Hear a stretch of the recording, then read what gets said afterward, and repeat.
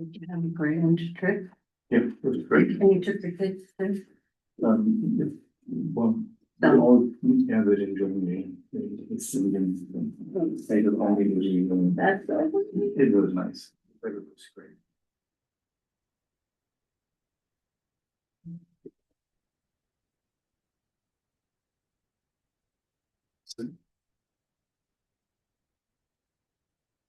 It's remind me.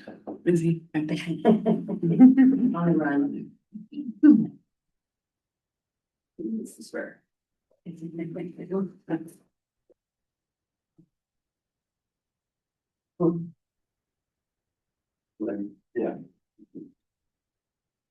Looks like you have this spring trim. Yeah, my brother got a little closer than not addressed.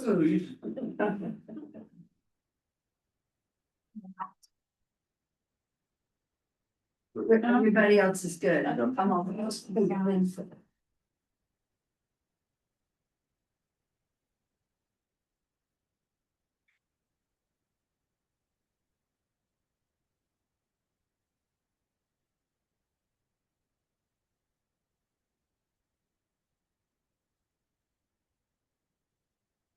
62. Not impressed. Not yet. Rained at my house. For a minute, 35 seconds. It was windy and cold. I did have on 4 layers. I mean, I don't mind. And I see people in shorts, they think they're really crazy. Brandon Kelly. What? All right, almost 6 o'clock. It's 6 o'clock. I'll convene the meeting and we'll start with the Pledge of Allegiance. I pledge allegiance to the flag of the United States of America and to the republic for which it stands, one nation, under God, indivisible, with liberty and justice for all. Thank you for being here 2 Mondays in a row. Probably will be a relatively short meeting though, so even some of the things we had on the agenda are going to be deferred. So, any adjustments to the agenda? There'll be one thing we'll do right before we attend to business. Declarations of conflicts of interest, anyone? No? Minutes of the last meeting, do people have a chance to look at those? Okay, they just went out this afternoon. So no other changes to those? Somebody want to make a motion? I'll make a motion. Second, anybody? I'll second. All in favor? That's everybody, thank you. Were there any communications to report? Nope. Okay. And the warrant. Irene sent the warrant out this morning. Did anybody have any questions?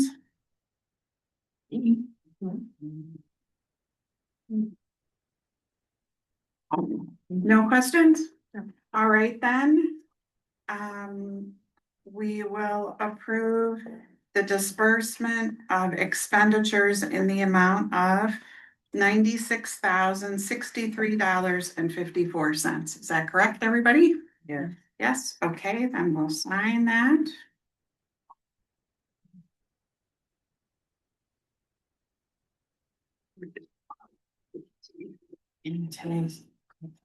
Do we have any public comment about anything other than what's on the agenda? No. No. All right, then, once everybody's signed, we'll proceed to, yes, that's yours. Before we do any business tonight, Ken, would you step forward? How you've done it, Ken. Right, trouble with you. For your exemplary service, we dedicate this year's annual report to you. Whoa, oh.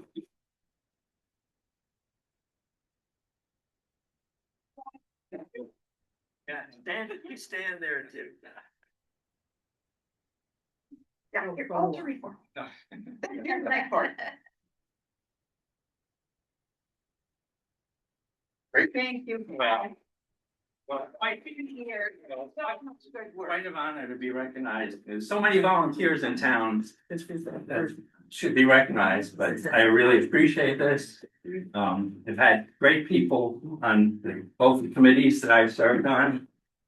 As chairman of the budget committee for a while, and then chairman of the conservation commission. But I couldn't have done it without all the volunteers that have supported me throughout the years. See, Susie's here. I remember the first meeting when Susie and I were there after Ann Matlack retired. And Susie twisted my arm, become chairperson. That's how I get all of the best. But then I got back at her when I switched to be chairperson of the conservation commission. And she became chair of budget committee. Well, thank you. And I realized we probably shouldn't have stood where we did because Diane is watching from home. So we have our backs to you, Diane. And I should thank Diane for all her Yeah. support as well. Neighbor to neighbor, what a Yeah. great power couple. That's right, but he meant, I think, all the hours he spends doing this, that she accommodates graciously. Yes. Part of She what does. makes this a great town. It's true. All right, so the first item on, and you can stay or not as you wish. Do we all get a copy of that? Yes. Oh, okay. Yeah, so the first item of business is a report on Rippley Creek Road and whether a hazard exists that we should attend to. Are we in a position to make? Well, so I don't have any new report, the vehicles that were mentioned at a previous meeting are still there. They are off the road, but within the right of way. And so, which is not uncommon in town, but anyway, many people have more permanent fixtures in their yard that are in the right of way, but off of the road. The hazard comes if there's also another car or truck and trailer parked on the other side of the road. Or oftentimes he's unloading material, and when he does that, he's parked in the road. And so, but Bill Kelly had suggested that if we were going to send a letter about towing the vehicles, that there should be an act item on the agenda first to spell it out. Where you all would take a vote on asking the road commissioner to send a letter, and have the cars removed.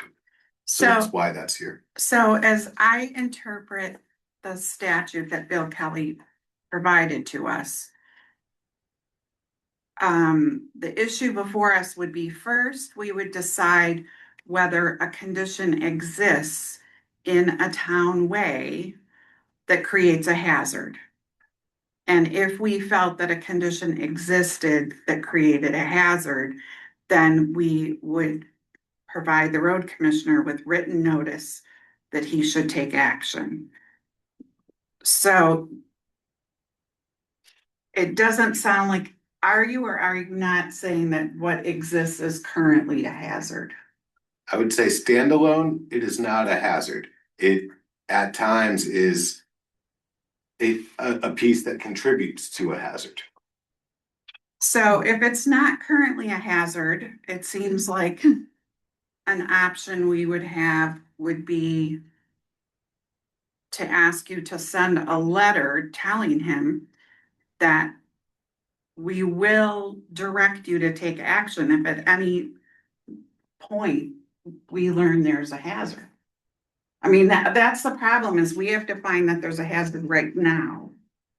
Is that how other people see this? Can I ask about a separate but related matter? Did the letter go out from Terry Brackett about the unpermitted junkyard Yeah. to Joyce? Yeah. Okay, so that's one piece. And Alexa Cunningham Okay, also so that's provided- another piece. So the third piece would be the road commissioner. It's weird because we're not supposed to do fact finding ourselves, but that I think statute we are seems, though. that statute seems to ask us to do Right. that. So do we all, well, not me, but the rest of you, would you have to go down there on a daily basis to determine whether it's in the right of way and it's a hazard? Well, what I interpret our role to be, given that we can delegate to the code enforcement officer the job of going to look and take pictures and stuff. Okay, I interpret it that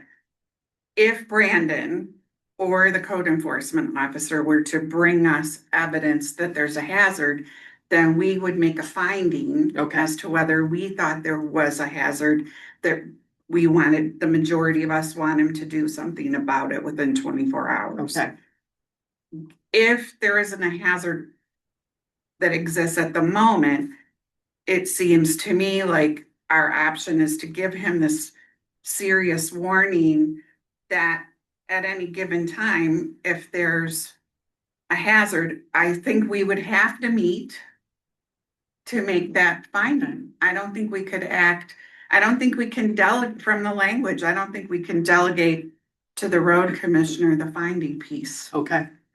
Do you? Well, I think it's somewhat unclear. I don't know, and I just think the letter again should go to Joyce and Both of them. yes. Yes. Because he has no legal standing, and so if the cars were towed or the material was moved and there was a lien put on the property, that's on the property owner. Right, That's, but that's, those things apply more to the junkyard than to the road hazard, because okay, any bozo in town could Okay. block a road that he doesn't own, okay, and we could be telling the road commissioner to do something about all it. right. So if Automaster tows vehicles, he'd have to go and pay. Great, to get To his get car it. back Okay. or whatever. All right, I mean, I wanna hear from everybody, just cause this is my reading of this doesn't mean there aren't other interpretations. Did anybody else have a different view of this? No. No. No, really, it just seems like kind of a gnarly problem, and hopefully the letters will do something that have gone out already. Yeah, I mean, it even says that by a majority of the members of the select board, we can enter contracts to do stuff. I mean, obviously, we can always delegate to the road commissioner authority to do something we've told him to do, but it certainly, the language makes it seem like we have to decide that a hazard exists at the moment and direct him to do something. So does that make sense to you? Yeah, I mean, I met with Joyce, and so she's aware that the cars are in the town right of way. And I believe it's her intent to have them moved, not removed, but moved over enough so that they are not in the right of way anymore. And so at that point, I think we have to go down there and measure again, but at like first glance, we're probably talking 18 to 24 inches that they have to get moved over. So if a fire truck needed to go down there today, Those cars alone would not prevent that. okay.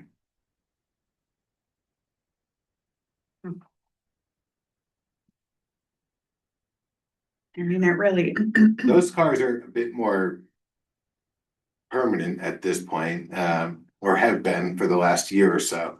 And do they again, have wheels on them, tires? mhm. But the hazard comes, or I would say it's difficult to navigate when they're parked on both sides or he has a trailer in the road. Unloading.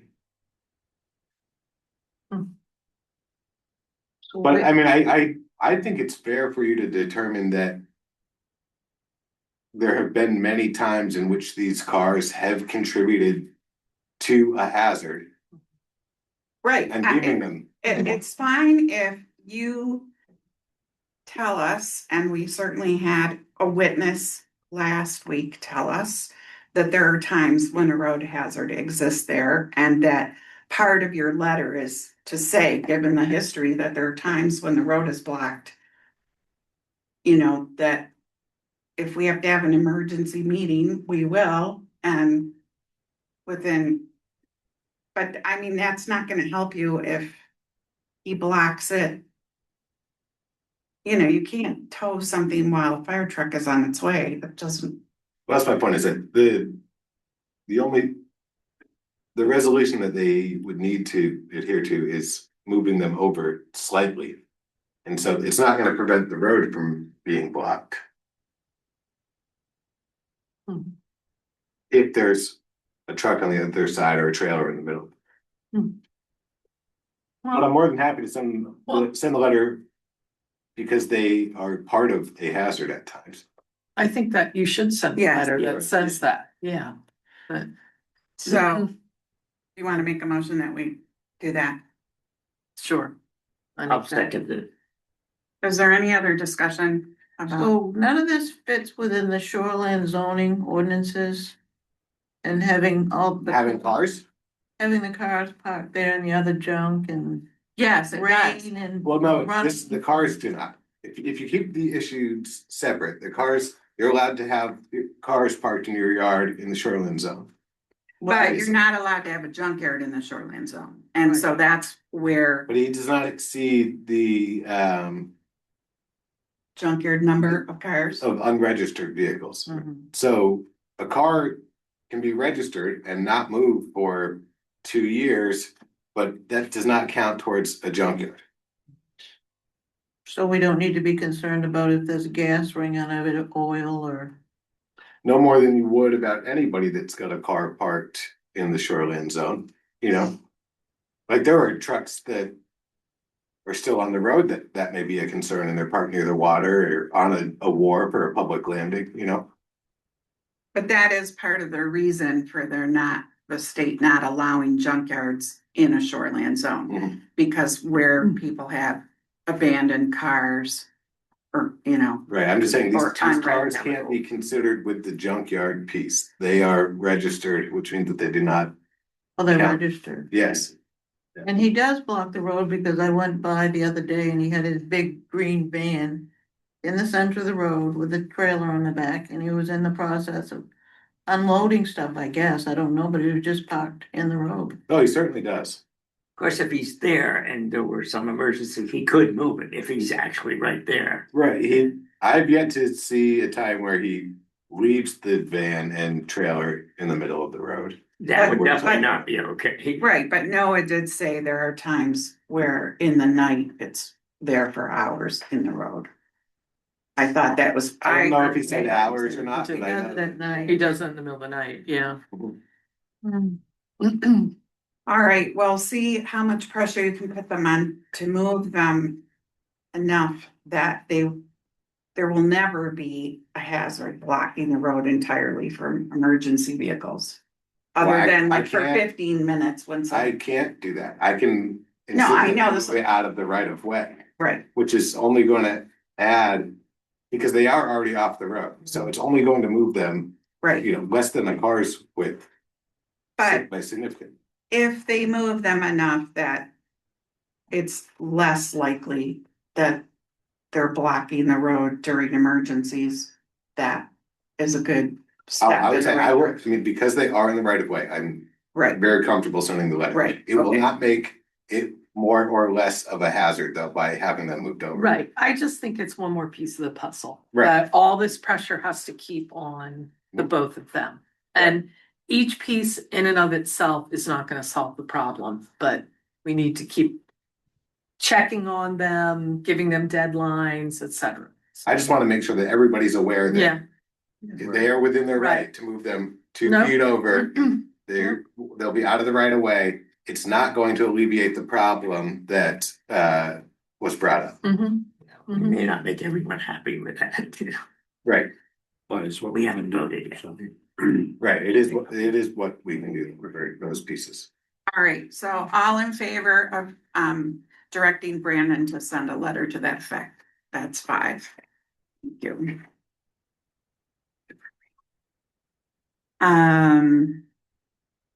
All right, so now we are on the issue of possible budget amendments from the floor at the town meeting on May 12th. Did you want an update on the letters pertaining to the junkyard? That was the next. Oh, sure, I thought Yeah. if there's anything else to tell us about that. Well, go I ahead. do think it's important to keep them separate. Okay, So Terry mailed the letter last week. I want to say on Wednesday, and Joyce came in to meet with me, and so we gave her a copy as well. Terry identified the date as May 29th, for which the junkyard would need to be resolved.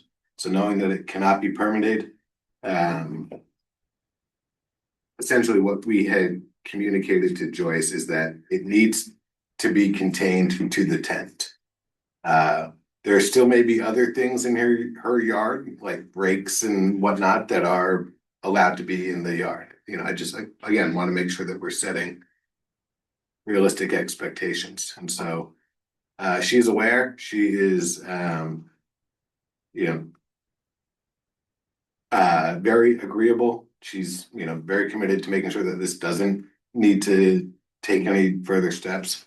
So I'm confident that we'll have a resolution by May 29th.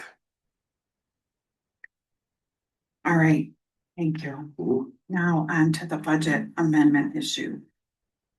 The select board and budget committee asked me to look at a couple of different line items and present potential amendments that could be made on the floor at town meeting.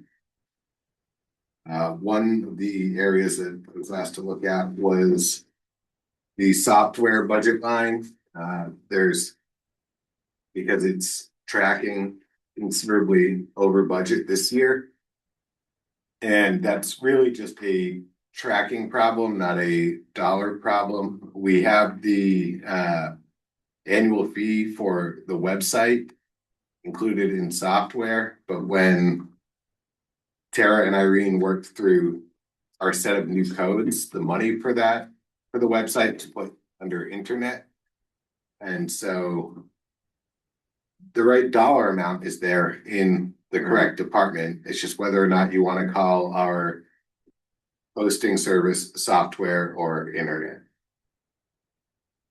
And it doesn't really matter, but if you own. So you're telling us there's not a dollar amount issue, this is really just labeling? Right, so when I coded the bill for the website, to me that is software, and but the money was appropriated to, or was reassigned to internet when the codes were switched. Yeah. So you're telling us we don't need to consider an amendment for software or anything like that? No, Okay. so that is correct, that's what I'm telling you. Okay. So then your next issue would be?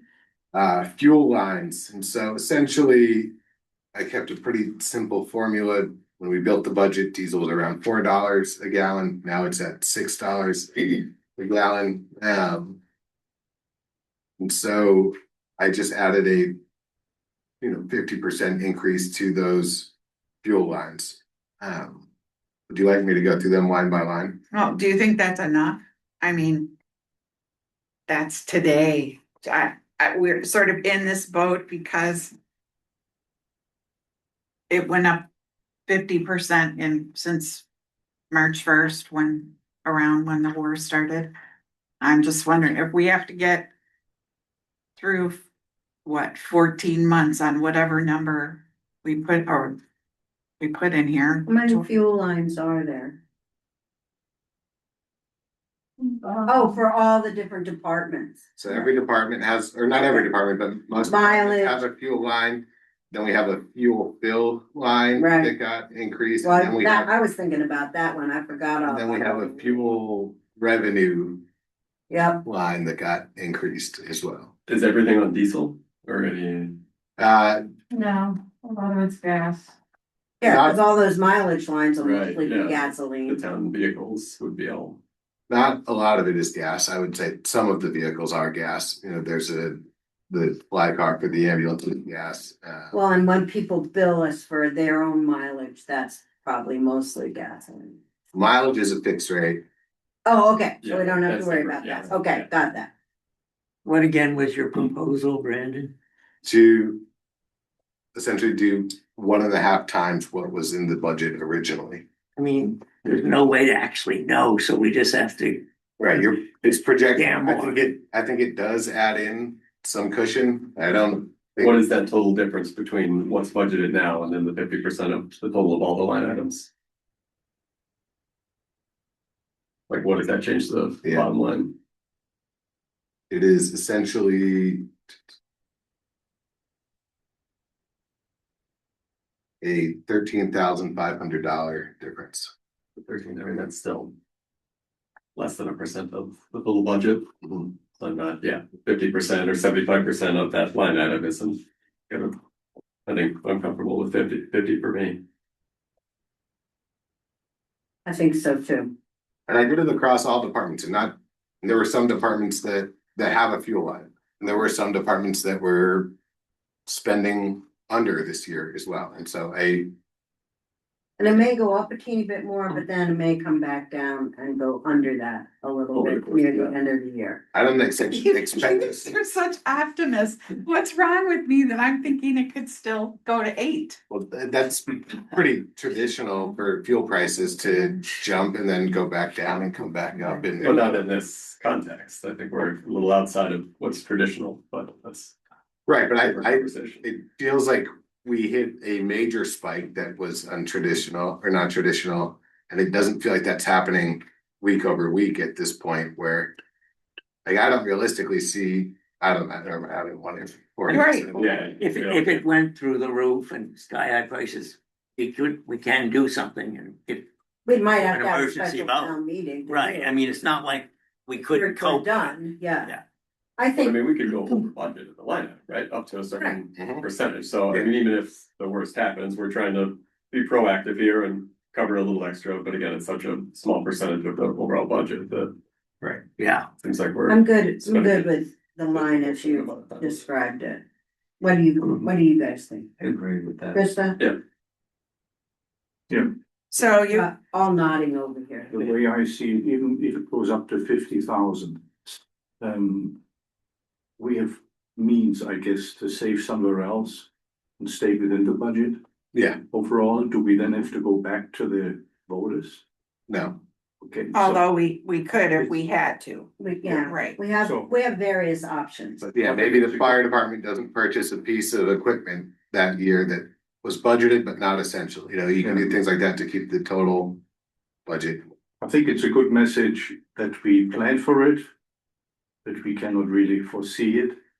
That we've been thinking about it, that's the message, and then we have flexibility to compensate Being something. proactive. tell all our drivers to put the clutch in and coast downhill. No, nothing I'm saying.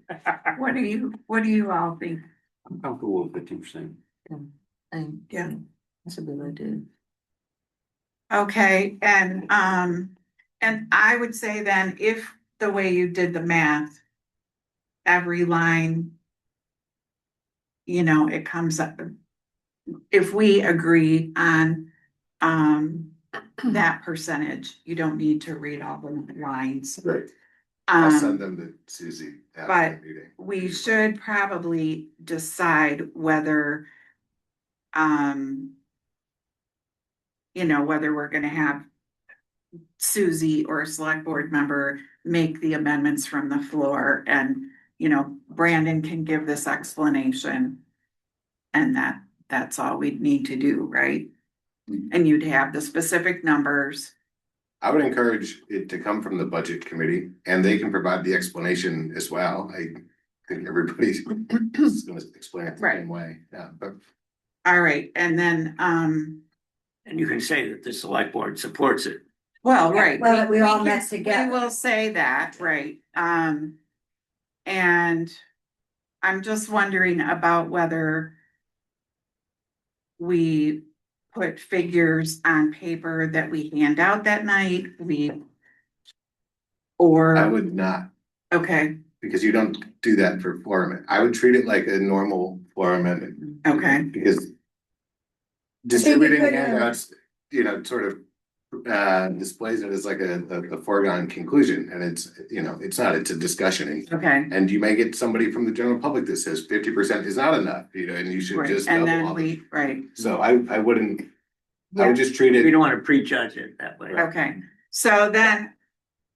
I would just suggest that we do it the same way when we do the floor amendment, that it be based of, the 50% for each budget line, the total of these 6 lines or whatever. I don't think you can, because No. each department is its own article. Oh, that's right, so you'll And have have to, to change each bottom line. right, that's right. But I think we could have an introduction at the beginning of the warrant.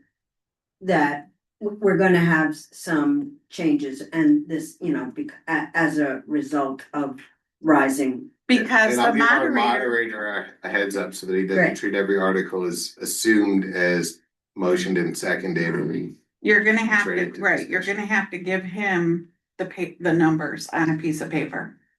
The amended, so, because he's gonna have to read them out. Right, he's and- gonna have to have the new totals, but he's gonna read them as they stand. Right, yes. Then Right. one of us stands up and Right. makes an amendment. And then the moderator will read the new amended total Right, and then the town vote right, after discussion. okay. Are there other things that are gonna change other than fuel? Well, how about if we? I don't know that we don't need to vote on this because it is something that's going to be a floor amendment.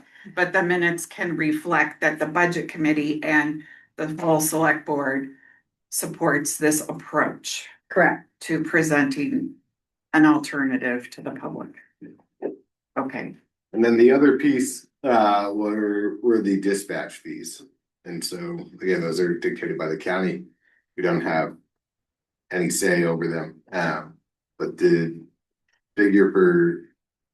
new figure would jump from $45,500 per department to $68,411. Per department. Yes, so we're moving from That's an- $90,000 to $135,000. so this is more than that, than the gas. Yeah, Yes, Oh, a lot. considerably more. And they're voting on that the same night that we vote, but this is the number they're voting on. 2 days later, it has been Oh, shifted to the okay. 14th. All right. Do you have any reason to think anything other than we should assume this number is gonna be what's in there? Well, so the numbers go actually up by 6% compared to last year's actual numbers. Not to the budget numbers. When you take last year's budget, that was way exceeded because the communication center was dysfunctional. There was a threat that Knox County would lose the permission to run it themselves. So they hired a professional and qualified people, and that number went up. So from last year to this year to next year, it's just 6%. So they are kind of at cruising altitude. It's more or less inflation. So the new number should be a pretty stable one. If that's, But you think, Stable with it, you mean 6% is stable? Is that what you're Yeah. suggesting? but you think that we should assume that will be charged the jump from 45,500 to Well, 68,000. the county charges 90,000. We just track it across 2 departments. Right. that use it, but- So, so I should also add last year's number that was charged, and this is why the gap is so big, is more than 6%. The reserves were dissolved, and so to keep the tax burden low. So next year, that's not gonna happen. So the 90,000 was strongly subsidized out of reserves. So that's why the gap is big. that's why it was only 90,000 instead of one, 90 whatever. Yeah, it was 91,000 last year. It will be 135,822. But we need a dispatch that's working. Yes, that's right. And if this is what it costs, I just don't see that we have a lot of options. We don't have enough. We don't, but So, here it is. When you compare the per resident price, it's actually lower than surrounding counties. So when you do a benchmark, it's a good number. The jump is extremely high.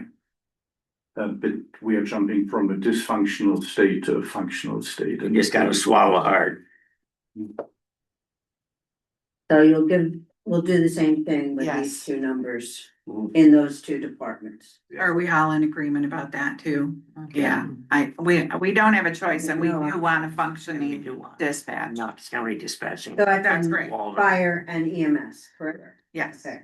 And then after expenses, you would update the revenue line as well, because the fuel bill has revenue, Okay, revenue impact. and so, and that you're just gonna go up by 50% also. Now, that will be the total of the increases from each individual department. Yeah. Including revenue. No, the increase to revenue Yeah. will be the total. Oh, got it. Sorry. Great. Is there anything else? No, those are the only three areas that you all asked me to look at. Okay, and you don't have anything else that you thought should be considered? Uh-oh. No, I was not against, I was against changing these ones. Well, I mean, I think we should be as responsible and responsive to conditions as we can. Yeah, are you worried at all? I mean, so are you just? If paving comes in just ridiculously higher, we're just gonna pave less road? Yes. Okay, And I've reached out to contractors that we've used in the past, and the difference does not sound as drastic as I was worried about. And so okay, I'm optimistic that we'll even be able to do our, 4? or I think we might have 3.8 laid out for this year, but it's around the 4 mile mark to get us back on track. I think that we're gonna be able to stick with it. I have not issued that RFP yet. This was in my report, but I wanted, with that having such a sizable jump from last year to this year, I wanted to get through the budget process before issuing Yeah, the RFP, just in case people are because there's like, a lot of noise at town meeting or something. yeah, people are like, we can't quadruple this in 1 year. Yeah, okay. So you'll send us the specifics of the amendments speaking. Yes. Thank you. All right, well, then that closes our discussion about the budget amendments. Brandon reports that we're going to defer consideration or action on bids of tax acquired properties because there's still information and possible bids coming in, and to be responsible, we need to have all the information. One thing I should note is that I made an error when I prepared the agenda. The vacant lot is a 2.5 or so acre lot, not 10 acres. It's lot 10 on that road, so I got my 10s mixed up. And the other lot on that road is about 10 acres. So. Yes, the 47 Ridge Road property is 10 acres. So, Yeah, so we are potentially still receiving offers, and folks could be increasing offers, and we have to do our part to receive the highest return for the former owner. And so the date that we had set to review them was the earliest we could review them. But we should not rush the process if there is a better offer out there. How long do we think we're extending this? I mean, feels like we Until- can get offers indefinitely, yeah. Well, and if we keep getting offers that keep going up indefinitely, then we will. That's our obligation to the former property owner. I don't think that's realistic. People don't have a ton of patience with a real estate process, and this is having to wait a month before hearing anything about their offer. It's already a long time. Right. And so I don't foresee that happening. I feel like there should be a cap on that. There legally can't be a cap on it. You can't do anything that would limit the former owner's, potential return. Well, I mean, that just seems like you could indefinitely leave it on the market. I mean, until the prices go up and then somebody offers twice what it's worth, so. Well, no, I mean, you have to do a reasonable and realistic real estate process, essentially. Is what this was. in So this while there may report. not be a firm cap, there's a point at which we'll say, okay, that sounds like the highest bid and we accept it. Yeah, we have a real estate agent and a realtor, and so she would say, The business. I think that these are all the offers that we're gonna get, I've been tracking how many views aren't increasing.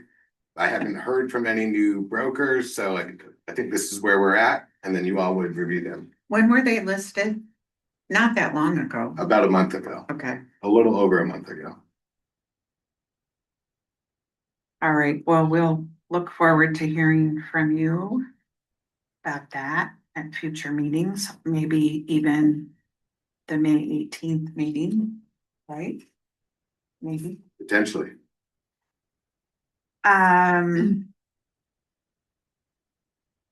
So I don't think we have any other business. Did you have other things in your report? No, I think that they'll be covered in committee reports, so. Okay, so the upcoming events, just so everybody is reminded, the election is Monday, May 11th. The town, I added that down in my own notes.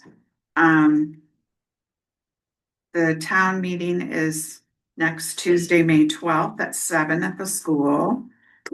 On the 14th of May at 7 o'clock in the town hall, there's a presentation on the emerald ash borer issue and the proposal that the Conservation Commission is making about how to deal with that. And you have experts coming. We have two members from the University of Maine Department of Forestry coming to speak that night. And then we'll give an update as well that night on what progress we've made so far and where we stand with what bids we have for the various portions of the work that have to be done to Okay. implement the plan. We won't be ready to come back to the select board quite yet with a plan. And then we'll follow up the meeting, the event on the 14th with the event on the 30th with a walk down at what point people will be able to see, the status of the trees now, which ones we flagged for inoculations, which ones we flagged for taking down. Have we already started taking down some We trees? took it down a few trees, right?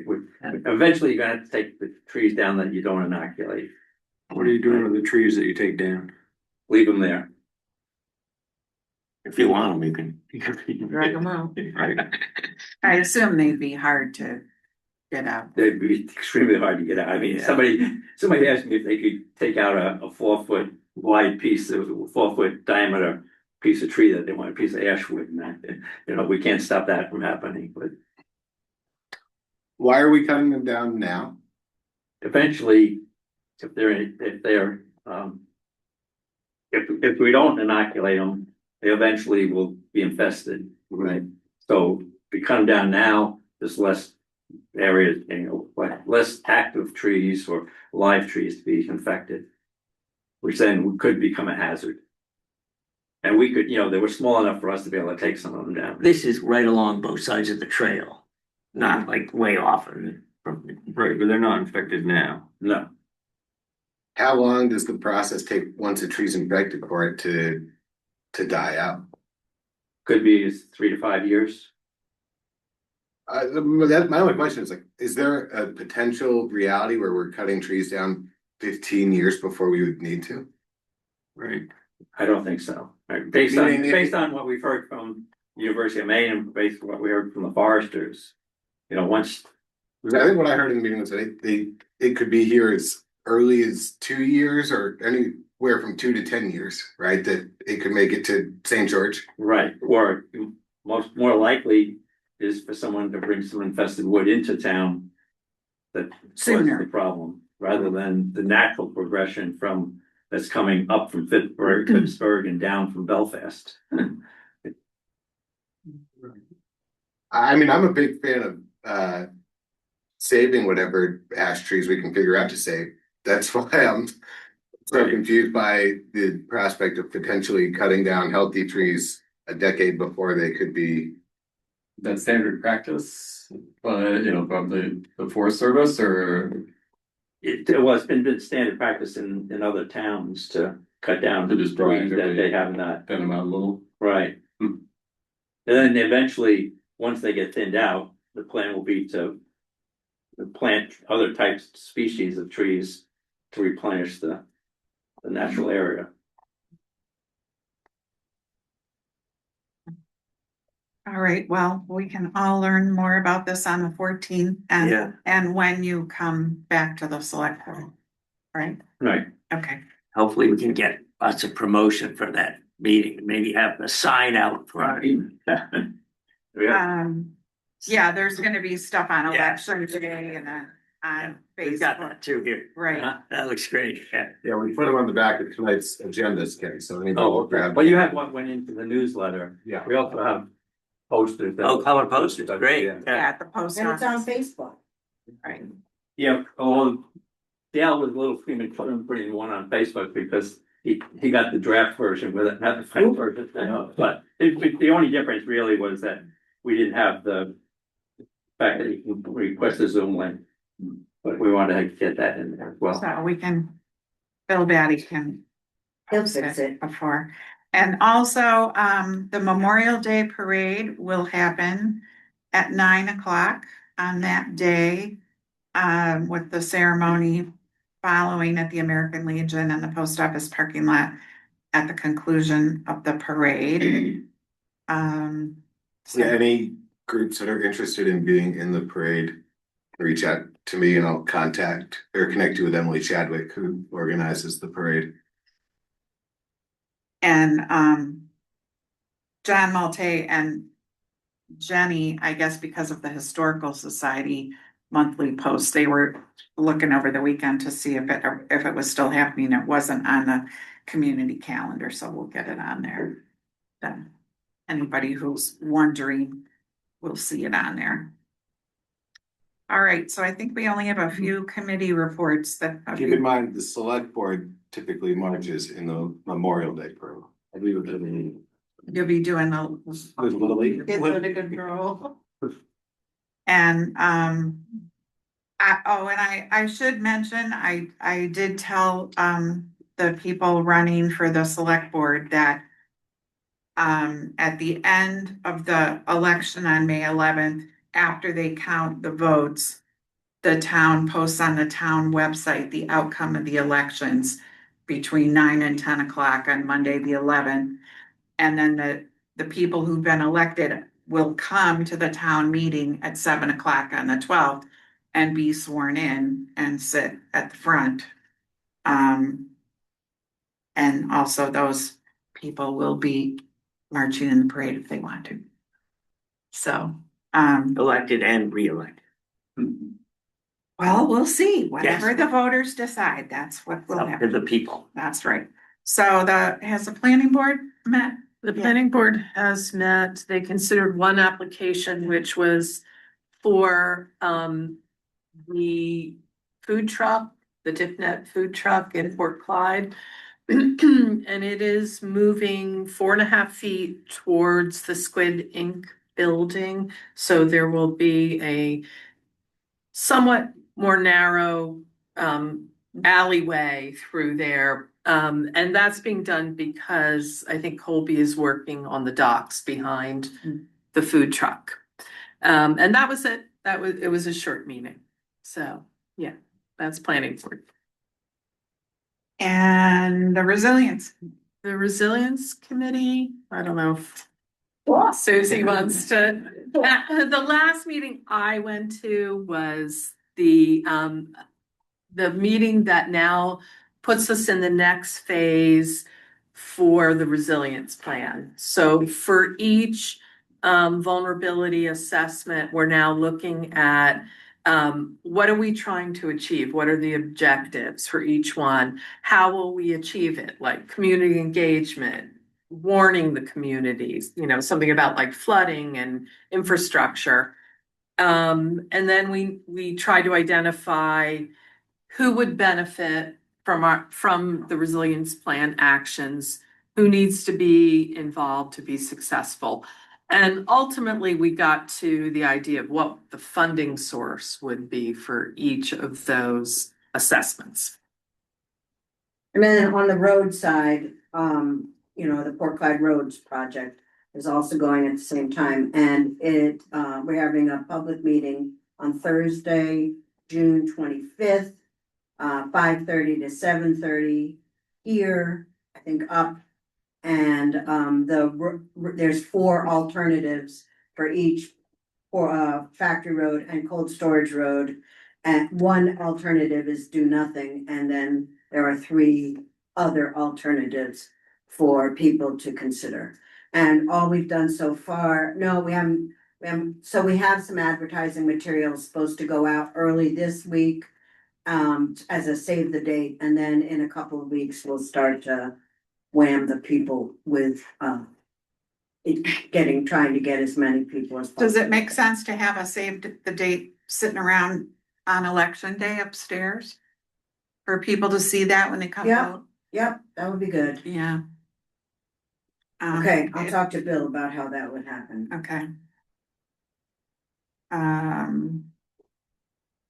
And also, I know the Open Space Committee has, the survey is out in the post offices and, they're Library.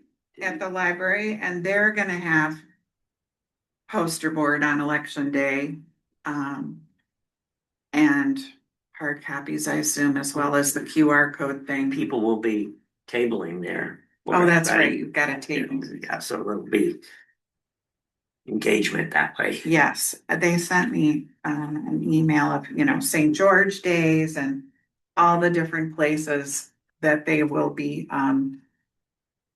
making the survey available and they get lots of input from the community. Hard not to hear about it. Well, That's the goal, right? We say that, but then. Yeah, I know. There's somebody There's always who's people like, that say why. Yeah. all right, And then they did the school one, of course. yeah, I know, that was fun. Yeah. So, the Harbor Committee. You want to do it or you want me to do it? Go for it. All right, so. First, we'll welcome Scott Lord as the newest member. They are still looking for a chairman. Nobody wants to be chairman, so there's one open space coming up in July, so hopefully somebody wants to take that on. Most of the meeting was brought to attendance. Harbor Boatyard was there. They wanted the Harbor Committee to review the current ordinance about moorings, which allows for no more than 5 moorings per person or business, but leaves some discretion to the harbor master. So they currently own 15 and would like more. So they wanted them to go over the allocation assignment of moorings and how that works and waiting lists and all that stuff.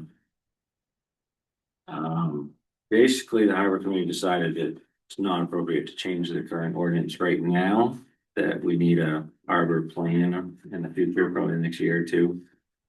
But they did come up with a couple ideas for maybe leasing them. But I don't know how much we need to get into that. Essentially, we settled on trying to draft up. I didn't even know if policy is the right word, but essentially some guardrails for the discretionary piece of the ordinance. That the Harbor Committee can back and will give Ryan some sort of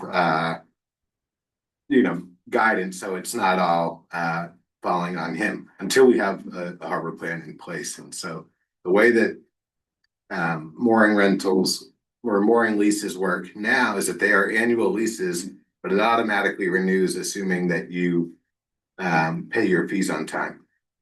Or even if you pay them late, it would take, I think, a while for you to lose your spot. In the meantime, until we have a plan that can sort of assess our harbor's capacities and the direction that they should be heading in, any individual or organization or agency that is over the 5 mooring cap, any new leases that they'll be put on a secondary waiting list. And if there are unwanted moorings, so Ryan calls somebody, or he calls everybody on the waiting list, nobody wants it. These organizations will be able to lease them on an annual basis that does not automatically renew. So after the season, they would return to the waiting list. So if somebody new moved to town, or somebody was all right with that spot now after another year of not having mooring, then they could do that. So So are you gonna type up this yes, policy so that people could look on the website and see how this worked? And also the harbor master has clear guidance about how this is gonna work. yes. So Ryan and I were gonna work to type up the policy or guidelines or whatever you want to call it, and present it to the harbor committee, make sure that it captured their thoughts and beliefs about the situation, and then I would bring it to the select board. Okay, Right, the annual lease they would provide their own tackle, their own mooring, so there's no town liability. It's just like every other lease. The town doesn't provide tackle for any moorings. We just lease the spots, the bottom essentially. So it's like that. It's just that it would not automatically renew. But yeah, no increased liability for the town or anything.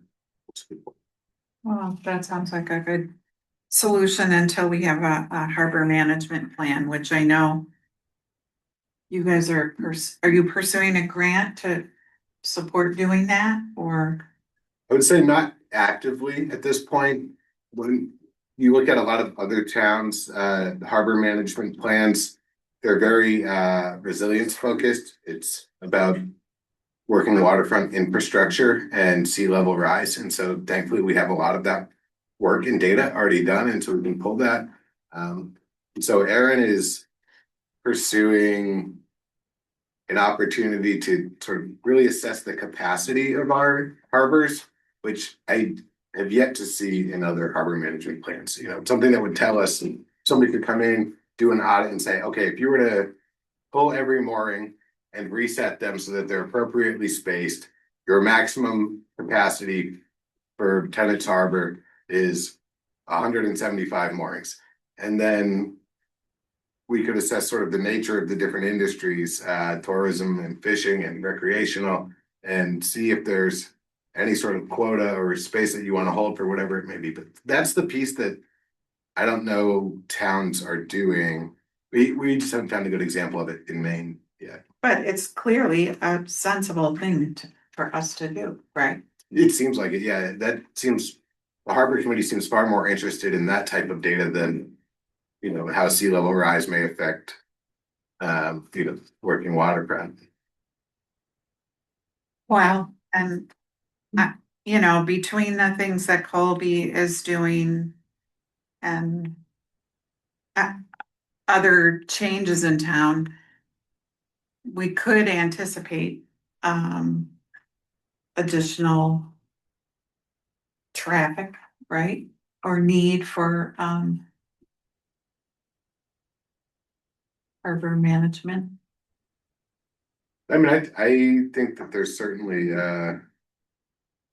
it hasn't been looked at, I would say, since the ordinance was written, and Dave Szymanska wrote it early into his tenure as harbor master. That was quite some time ago. So it is worth at least reassessing. One of the main differences is that when Dave wrote that, it was not uncommon. A lot of lobster boats were 28, 30 feet, and now it's much more common for a boat to be 40 feet. And so that changes your capacity and how much space you have for moorings. Well, I'm glad to hear that the harbor committee is interested in this project, because it sounds worthwhile. It was a good discussion. Good. Yeah, I was surprised that we were able to find a middle ground that seemed to work for, I don't think it's an ideal solution for the Tenants Harbor Boatyard, but I think that they saw that the alternative was essentially just they wouldn't get any more moorings ever. And so this is better than that. Well, and even if we were to consider amending the ordinance, that wouldn't give them any relief anytime soon. No. So, Yeah. All right, is there any other business, official business? Floats went in last Friday, so Tenants Harbor and Port Clyde. All the floats are in its public landing, so that was, It's some. yeah, 2 weeks earlier than normal. I did hear from one resident that he would like to see the floats in earlier than May 15th. This year we were in on May 1st, so. Good work. Saw the crane. Yeah. Well, then our last thing for the evening is to thank Wendy for her service to the select board. This is her last meeting. And You has been to more resilience committee meetings than I have. well, and let me tell you that on May 18th, the first organizational meeting of the newly sworn in select board. Everybody will be figuring out who's liaison to what committees, so Get me someone good. we'll make sure you have somebody eager to come to all of your meetings. So, and in typical Wendy fashion, she brought her own celebratory treat for all of us. Everybody's welcome, everybody. and to take it home, there's clamshells that you can take it home. No. Don't wanna eat here, that's fine. And if Wendy may be opening a bake shop, I don't know. Absolutely not. No. You do make good stuff. There's a new No. coffee shop and maybe. No, no. You make like Got a good 13 bottle. cents when you run a bakery. Mhm. Well, and thank you to the budget committee for coming. It was really helpful to have you guys here for this Good. discussion. Yep. It's important. We'll see how people react. It'll be what it is. Tuesday. Okay, thank Are you. you okay with Do we me hear a doing motion that? to Are amend? you? Sure. To adjourn. Sorry, a motion. Yeah. All in favor? That's everybody.